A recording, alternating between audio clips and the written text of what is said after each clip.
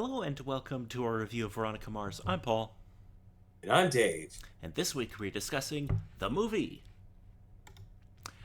Alrighty, so Veronica Mars, the movie, was we're gonna go by the date it was released in cinemas and video on demand, not by when it was premiered in festivals. Uh, Originally released March 14th, 2014. Let us start off, Dave, with the number one song in America, and oh my god, it's one that you might hate me for reminding you of this song. Typical sort of sense, or in the obvious sort of sense? It's one of those that was around constantly this year, and I think is really annoying. Understanding, but also knowing your taste in music, it kind of the case of most everything that's on the radio is something that drives you nuts. That is actually pretty true, yeah. Any idea what it could be? Uh, Again, with the thing that was going on around that time, the 10 or so ish years ago, and nothing is immediately jumping out, but thinking one, but again, name of the artist is escaping me, It, but Dave. I'm just gonna pull the band-aid off. It's "Happy" by Pharrell Williams. okay, no, yeah, no. It's the case of the only reason why I thought of that one specifically was because of the Weird Al version of it that he pulled off a couple of years later after that song was super popular. I find that song so annoying. Understandable, but it has that rhythm and it fits the particular things at the time, so it makes perfect sense. It makes sense but that doesn't mean I have to like it. So true, so very true. Okay, and number one film in America at the time. Surprisingly, it was not a continuation of a TV series that wasn't very popular. A supposed trick of uh, trying to say the particular thing that released at the time, or was it actually the case? It was not Veronica Mars. I wish it Oh, was. I wish no, it it would wouldn't have be. done this kind of box office. Yeah, I suppose, but again, sort of thinking around that time with what would have been playing. Uh, It's an animated film. okay, that narrows it down a touch, but uh, out of the ones, which would it have been? Um,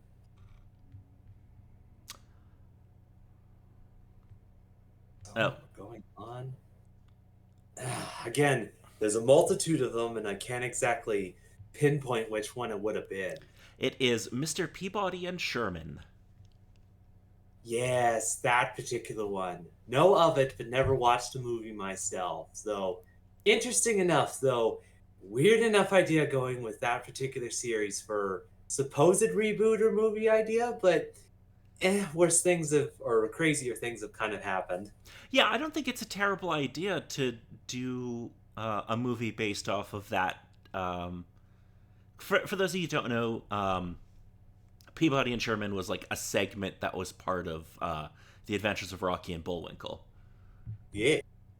I don't think it's a terrible idea. I think you could do an interesting movie with that.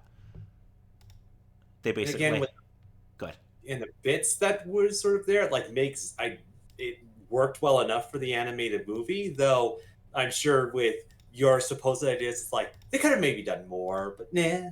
I've Again, never seen the movie, but basically the premise is there's Mr. Peabody who is a talking dog and Sherman who is his student, and they have this time machine called the Wayback Machine, and obviously they can go back in time, and the whole idea was to teach kids like history and stuff. yeah. So kind of the case of turning it into movie, just a whole bunch of time shenanigans. Yes, I feel like it would probably be better suited for a TV series, but I don't think turning it into a movie is a terrible idea. Okay, let us move on to video games. So we're just going to look at what released in March up until this movie was released. And not everything, because again, that would take forever. Yeah, Okay, supposedly. March Yep. 4th, if you had a PC, PS3, or Xbox 360, you could pick up South Park The Stick of Truth. Ah, yes. Yes. Also on March 4th, if you had a PC, Mac, PlayStation 3, or Xbox 360, you could pick up The Walking Dead Season 2, Episode 2. With all of the particular things going on within that series. Yes. March 7th, if you had an iPhone, you could pick up Surgeon Simulator 2013 or The Walking Dead Season 2, Episode 2. Yeah, again, pretty much at two ends of the spectrum for things, where things that were popular for video games at the time. Yes. March 11th, if you had a PS2 or Xbox 360, you could pick up this little game called Dark Souls 2. Ah, yes. Though, as it stands, it's a bit more of the black sheep of the series, but nevertheless, very much fun, despite the difficulty. Also, March 11th, if you had a PC or Mac, you could pick up Hearthstone Heroes of Warcraft. Yeah. Again, it was something that was mildly intriguing, but just at the time, never bothered getting into it, and possibly for the best. Yeah, that feels like a game that you could end up spending a lot of money on. Yeah. Yeah. Because for those of you who don't know, it's a collectible card game that's based in the Warcraft universe. Yeah. Also on March 11th, if you had a PC or Xbox 360, you could pick up Titanfall. Yeah. I A feel slight like. case of Go ahead. it's an interesting enough series for the ideas and whatnot I looked into. Though it wasn't really a case until the sequel came out a couple of years later that's like, pick that game up. But still kind of a case of it's stuck in the collection somewhere. Yeah, I feel like the first one didn't have a huge, like it wasn't a huge hit. Yeah, it's supposedly just with the things that were going on at the time, and despite having the couple of ideas, not enough to really diminish or separate itself from other particular shooters, supposedly. Oh, and the first one didn't have a single player campaign. That probably would have hurt it too. Oh, yeah, that most definitely would have done it. And 2 was also released on PlayStation, so that would have helped as well. Yeah. Alrighty. Anything else particularly interesting? Oh, March 14th, if you had a 3DS, you could pick up Yoshi's New Island. Yeah. Yeah. Yeah. Though,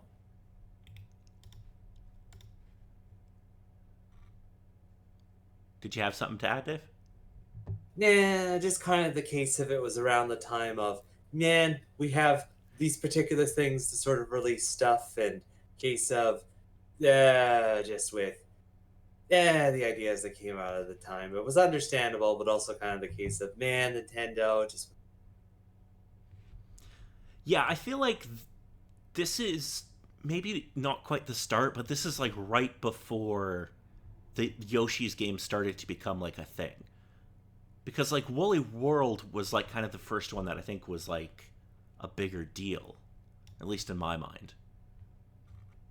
A little bit. The aesthetic thing was kind of the opener to suppose with it, with the couple things that they came up with, but also kind of the case of taking Yoshi in a different direction, turning more of its games into gameplay sort of stylings with a couple of other releases that came afterwards.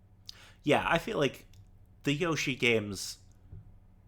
Now, as somebody who hasn't played them a lot, I always get the feeling just looking at them that they're very much made for kids. Like it's meant to Yeah. be like very pick up and play, new player friendly.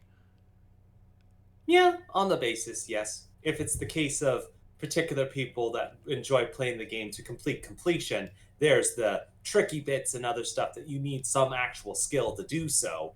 But also the case of any typical person that's played video games for years could manage, but also the case of definitely a decent start for a kid to start off with those sorts of games. Yeah, I feel like it's the kind of game that like it teaches you the basics of how video games work, and it's slowly like it might slowly increase in challenge, but it's never gonna get like crazy hard. Hmm.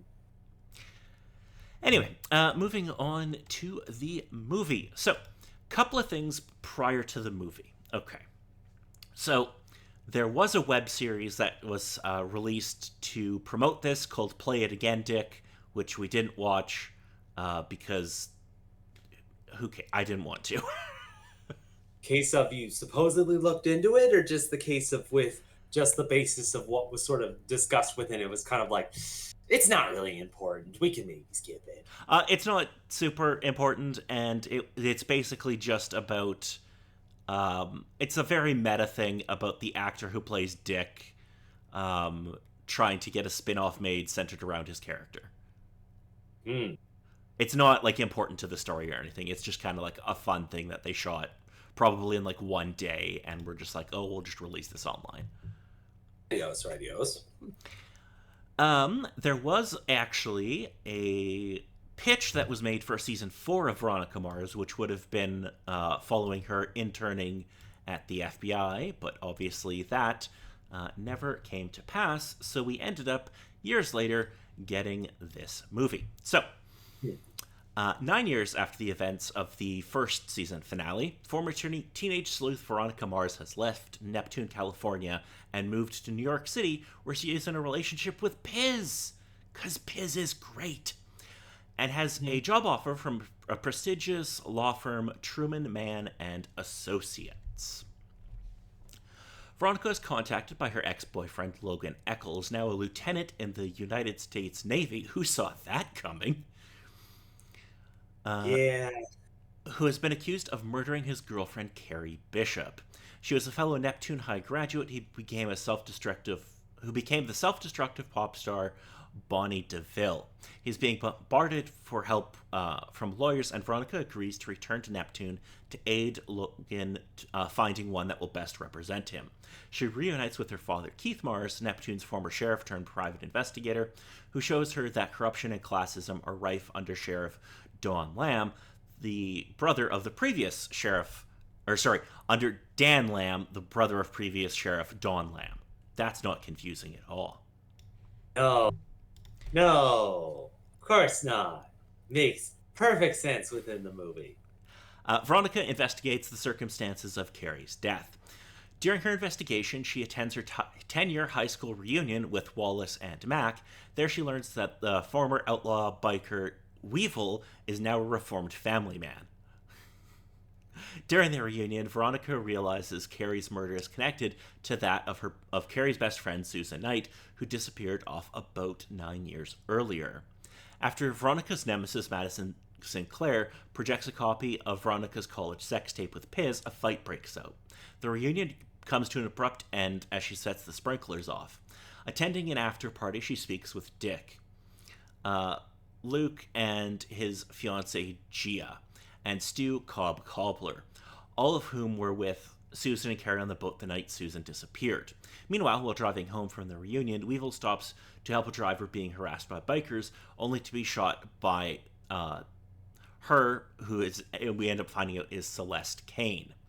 The sheriff's department plants a gun so that she can claim self-defense, and Keith agrees to prove Weevil's innocence. Veronica concludes that those on Susan's boat years ago covered up the circumstances of her death, and Carrie was killed because she threatened to confess. After compromising videos of Carrie are published online, Veronica traces them back to Vinnie Van Lowe, who's been planting spyware on celebrities and selling the footage because he's a classy motherfucker. Yeah. Veronica uses Vinnie's footage to prove Gia lured Logan to Carrie's the night of her murder, suggesting that she and Luke killed Carrie, framing Logan. Lamb ignores her evidence and refuses to follow up, but unbeknownst to him, Veronica records the conversation.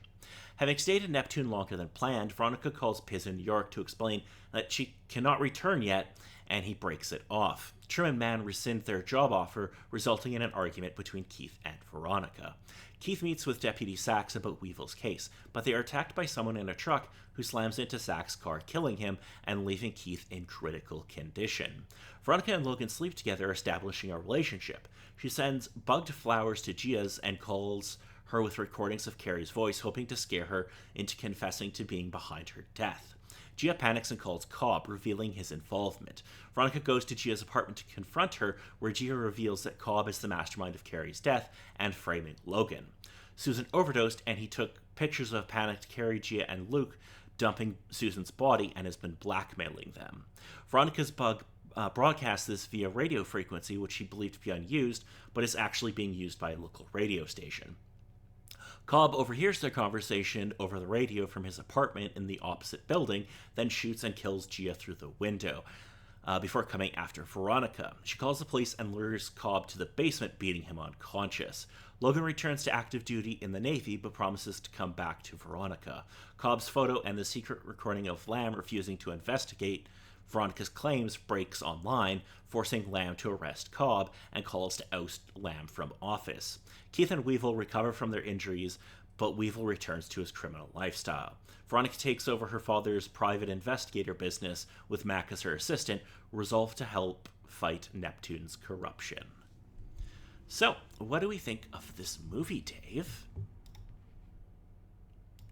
Interesting sort of concept going with the case of her leaving, starting up a new life with other sorts of things, getting the case of being called back to help with things, and just typical sort of show shenanigans sort of happening that the case gets bigger, she wants to figure it out, but everything else just doesn't exactly go her way in particular sorts of things, and just ew.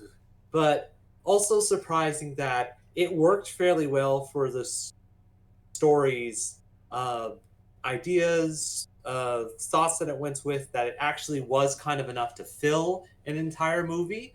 Again, possibly one of the cases that, depending, you could possibly take a couple of episodes of the show and actually piece it together to make enough of a narrative to actually have enough for a film. So yeah, it worked well enough for the movie and whatnot. And there were just the interesting little bits and things seen within the movie. Just her essentially getting kidnapped to her reunion, and the typical reactions from there, especially with the principal. It's like, oh no, there's a whole bunch of problems happening. Sees Veronica, never mind, I know why.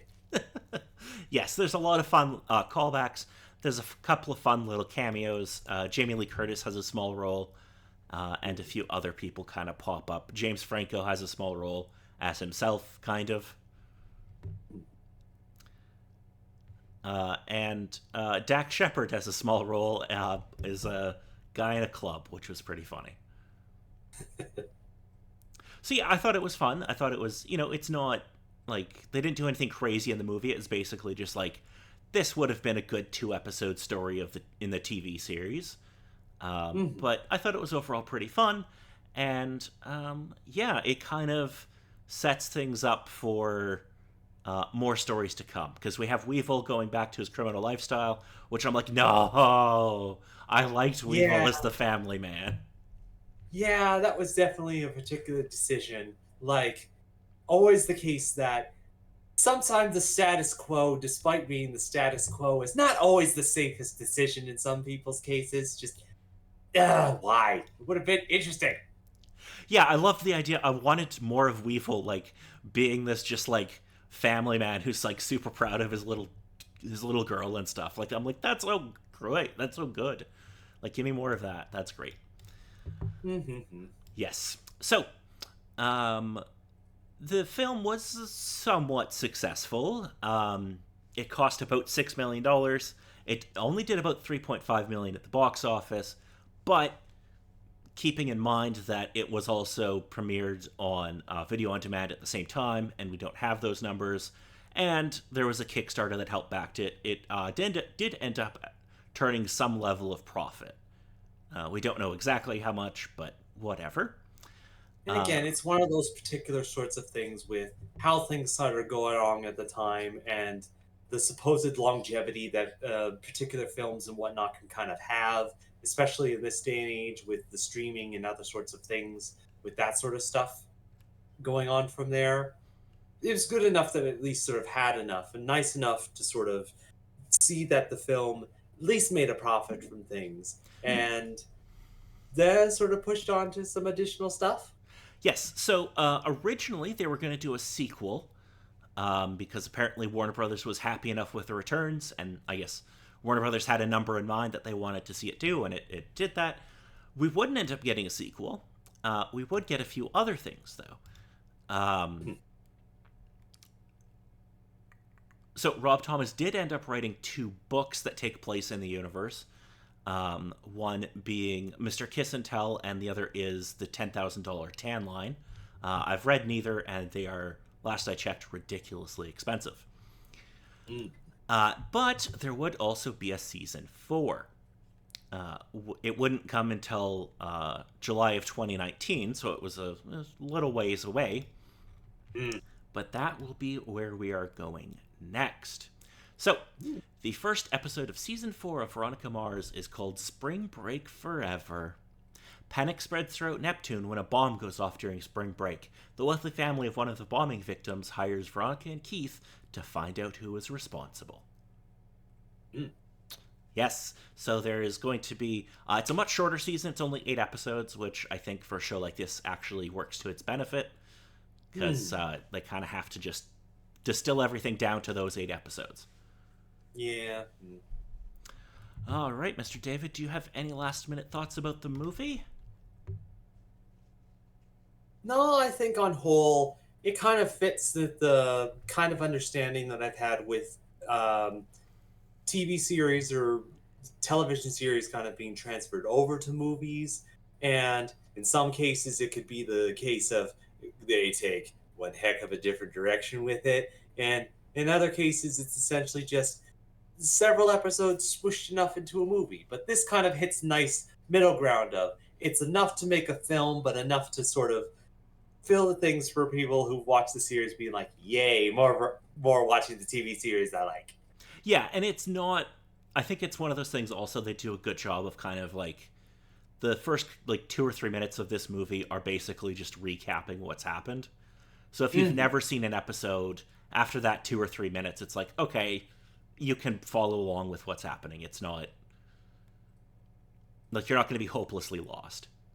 I think the only one other thing is just the thought of if it is a person that's completely brand new, only starting with the film from this, it might leave the bit of the sour taste in their mouth of a particular person having all these good sorts of things, heading back and going through all that stuff, and everything just kind of going to shit. Yeah, I can kind of see that, but that is just kind of how the show works. Yeah. Alrighty. So, if there's nothing else, I've been Paul. And I've been Dave.